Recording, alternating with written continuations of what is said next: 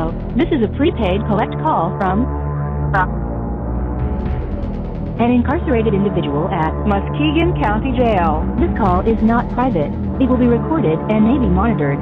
If you believe this should be a private call, please hang up and follow facility instructions to register this number as a private number. To accept charges and consent to this recorded call, press 1. To refuse charge, thank you for using Securus. You may start the conversation now. Welcome down the rabbit hole, friends.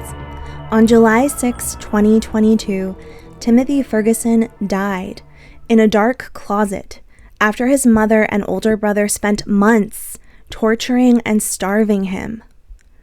At first, I thought this case would solely be about the psychology and history of the Ferguson family, but instead, following this saga has taken me down a dark, sad offshoot all about the way our prison system works and how a sick, sad need for attention and fame can feed a guilty prisoner's ego with lies and manipulations. Women are playing games with Paul Ferguson, and he loves it. Meanwhile, to my knowledge, no changes have been made to our social and community systems to ensure that a case like Timothy Ferguson doesn't happen again. What kind of justice is this? Hey, baby. Sorry, I figured you'd be finished by then. It's okay. No, there was some person in there just buying lottery tickets. So. Yeah, so I know so what I've been doing basically since I lost my apartment. This is Jay, the new girlfriend of Paul Ferguson, who started writing to him after he entered the prison system. She recently sent me a crazy email about wanting to get my channel taken down. It reads like this: I am Jay, Paul's fiance, and you are going again YouTube's guidelines by airing my calls, posting pictures of my minor daughter, amongst other things. If you go to the hate speech part of guidelines, you cannot post anything on someone who was a victim of a crime and their kin. I was held hostage less than 2 years ago. It is an ongoing criminal case. He is currently a fugitive. I am not going to report you immediately as Kay did. Kay is the current girlfriend of Shonda Vander Ark. If you prioritize me and my daughter's safety and remove me and Paul's calls along with any photos having to do with me, my attorney has been dealing with YouTube, getting multiple channels removed. Do the right thing. Unlike the other YouTubers who had their channels removed, I will attach your violation and will give you to today to remove me and Paul's calls along with photos of me and my family. If it's not removed, I will have to report you as well and have your channel removed. This is an ongoing criminal case I am a victim of. I was almost killed. This is off the record. But if the fugitive finds me due to you going against YouTube's guidelines, then if something happens to me, like I get found and killed, you will also be an accessory and you will face criminal charges. Thank you, Jay. All right, first and foremost, I, as far as I know, haven't posted any pictures of her daughter. I don't believe she has a minor daughter. These calls were obtained via a FOIA request, so we are allowed to play them on YouTube. I mean, we do have to provide some commentary, my understanding is, and not just play the calls continuously, but we have the right to play them. If you want to learn more information about Jay, there is a lot of information on the Shonda Vander Ark Reddit page. I have no idea if this person was actually a victim of a crime, but once you send an email like this, it is completely legal and open for me to be able to share it, and I'm sharing it with you now to make you aware of the things that are going on behind the scenes, the manipulations that are happening, the way in which these women who have attached themselves to very famous cases want to control the narrative about themselves and about the prisoner they're quote-unquote trying to date. Well, it was really, really weird. You want to hear a weird story? Go ahead. Because you want to know about my life? Okay. So, basically, whatchamacallit, I had gotten, after that incident, in Rhode Island, basically, I got this really, really beautiful duplex here. And I loved it. I had a really good job. I actually worked at a dog bar. I was a dog handler, and I didn't work on the bar side. I just worked with the animals. And because I'm a vet tech, I think I told you that. Yep. So, so because I have a very bad back, which is due to a very bad car accident I had been in back in 2016, I think, I had to stop, doing that. I actually first got my grooming license, and then after that, it was funny, I went to school to become a medical assistant, and I hated it. And then I said, you know what, I'm going to use that knowledge and the ability to say, like, give shots and things like that. I'm like, I'm going to do it because I love animals. So animals, like, I am a huge animal lover. So I got into the veterinary field. And North Carolina, you don't have to have, like, normally in each state you have to be a... So we can definitely see Jay has more than 9 lives, okay? She's worked 101 different professions, and she's lived in more than 50 states. I mean, this woman is unbelievable, and she's in love with Paul Ferguson. Registered vet tech in that state, like with a doctor. But in North Carolina, you don't. And I finally got my last, for North Carolina, I got my x-ray degree. So it's funny, I have a bunch of degrees, but I don't have like a bachelor's degree. I have like basically like all of these different degrees that if I would have clumped them all together, it would it would have been, but yeah. So that kind of sucks. I was listening, but I also had to frickin' some of the other guys in here were being like, "Can I say hi and whatnot?" Because say hi to who? To you. I couldn't help but brag and let them know. Oh, it's okay. Did anybody see my pictures? Yeah, I showed them as proof because This is it. This is what our tax dollars, what we pay into the system, go to when it comes to prisons. And it's incredibly sad to listen to this, right? Okay. No reform, no studying these types of inmates in order to prevent this from happening again. Thank God Paul Ferguson is able to find a woman to send him sexy pictures, which he can use to show proof that he's got a sexy woman on the outside, and all of the men in there can say, can we talk to her on the phone? Can I say hi?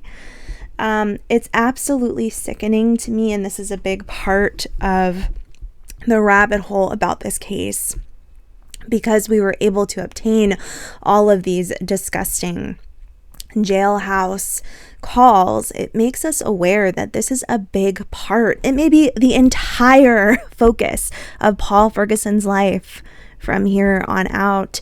And for me, that's just wrong. It's wrong that Paul and Shonda committed such a heinous crime. And now we have women like this contacting them, creating these relationships, and letting them live in a fantasy world where they don't have to work or support or struggle to take care of themselves. Prison is not fun. We all know that. But to provide them with this kind of outlet, I understand that it makes the prisons more stable, and yet it's completely embarrassing to realize that Paul didn't even have to earn this through good behavior. It was just a matter of someone being able to send him enough money to have a tablet, to be able to talk to Jay every day, all day long. Didn't believe, I didn't show them that's you and me. But they were saying hi, and I said no, because you're my baby. I'm yours. Nobody can have me. You're mine, and I'm yours. Yes, forever and ever and ever. And I hope that it's true this time, because I've been through so much shit in my life. It's not even funny. I just want to be happy. And you know what? Worst case scenario, and you're stuck in there. First of all, you're a stronger person than me. Number two, I'm not going to let that interfere. I'm not. I mean, yeah, like I told you on text, I would be giving up intimacy for the rest of my life, but to actually be loved by someone and know it's real, that means more to me. Of course.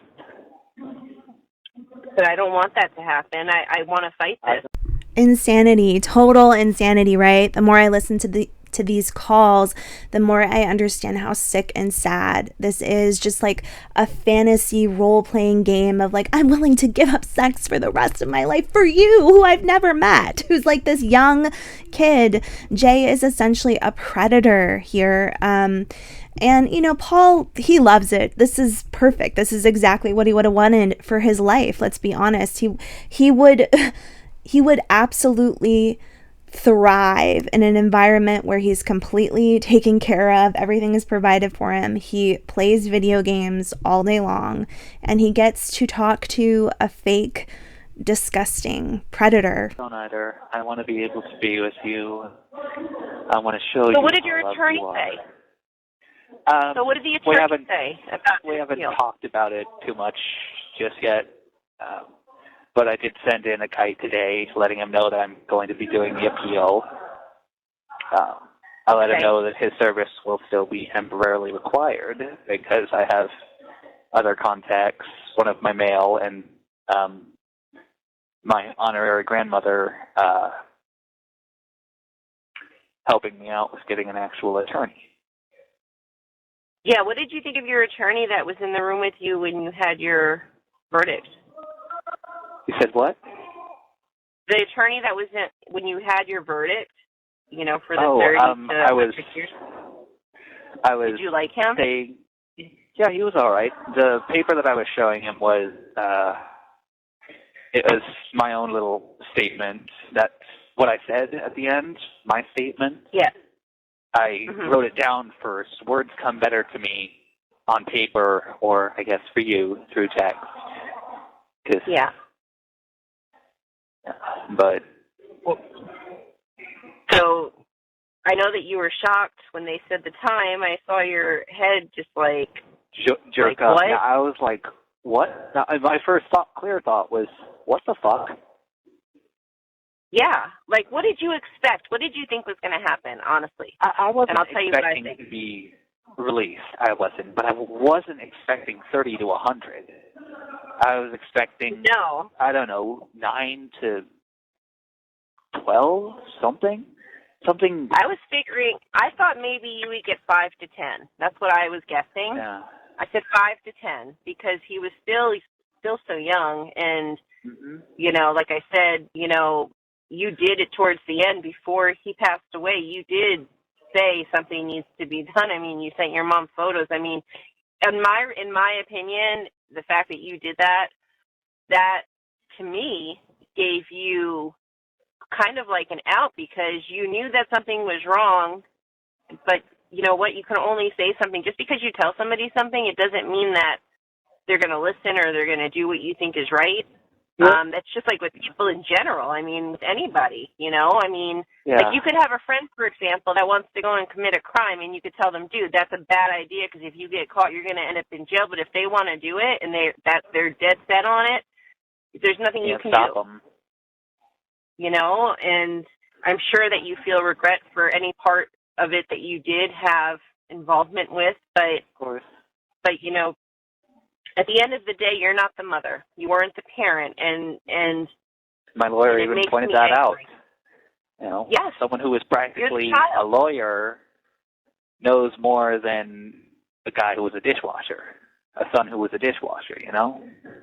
What did you feel in the interview when you were with the detective? I thought he had a really good thing to say, and what that was, and that was the bald guy.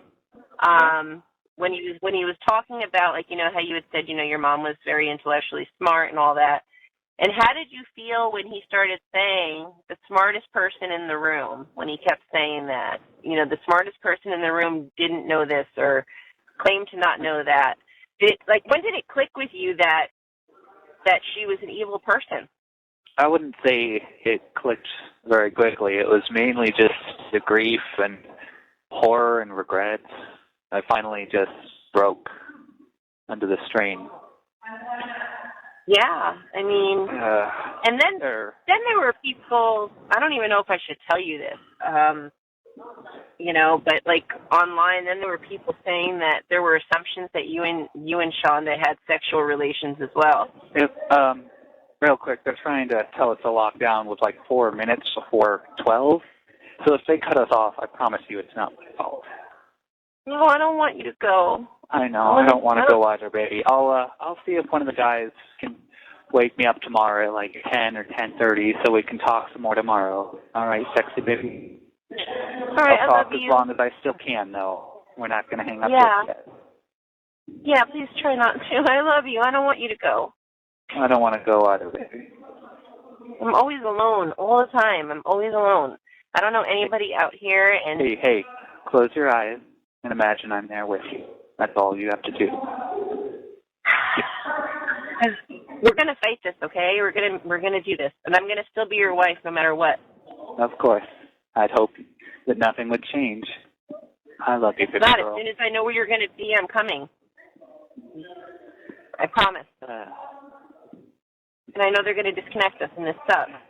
Because I still technically have 5 minutes on my 15-minute call. It shouldn't take the time away. Just, from the last minute, it will take time. But I love you so much, baby girl. I love you too. I love you so much, and I'm gonna be there as soon as I know where you're going. Yep. And hopefully you don't change your mind. I won't. Okay, because I do want to be your wife. Mm-hmm. I want to be your husband. But okay. I should let you go before I have to risk them locking me and my bunkie down for several days. But I love you. Okay, yes, don't do that. If I can't get to call you tomorrow, I'll text you. Okay, baby girl? Mm-hmm. All right, I love you. Bye, baby. Bye, babe. So Paul was recently moved to his final resting place at the prison. He moved out of the jail into the prison, which means we'll no longer be getting a lot of these recorded calls. I think I have about 7 of them left to go through. But he doesn't have access to a tablet because he has been in isolation for a while now.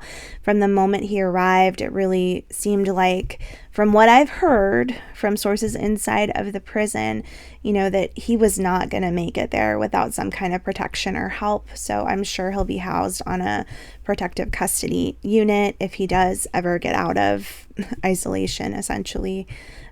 He is able to make phone calls, but it's not as free and as easy as it was in the jail. Eventually, I'll be putting out a video about the prison in which Paul is being housed. It's really difficult to listen to these phone calls and to realize, instead of spending his time, paying penance, having some kind of justice pervade for what happened for Timothy, getting therapy, having intervention, learning about why he did this and what kind of steps he needs to take going forward to ever be a part of society. Because even if it's 40 years from now, I don't want him getting out of prison without having some kind of sincere, hardcore intervention so that he can be the kind of person I'm not afraid to live next to. I think most of you probably feel the same way. All right, thank you so much for joining me down this rabbit hole tonight. Please look out for another video regarding additional phone calls, and I'm also going to be doing a deep dive into the Sarah Boone case. Hope to see all of you again when we head down another rabbit hole.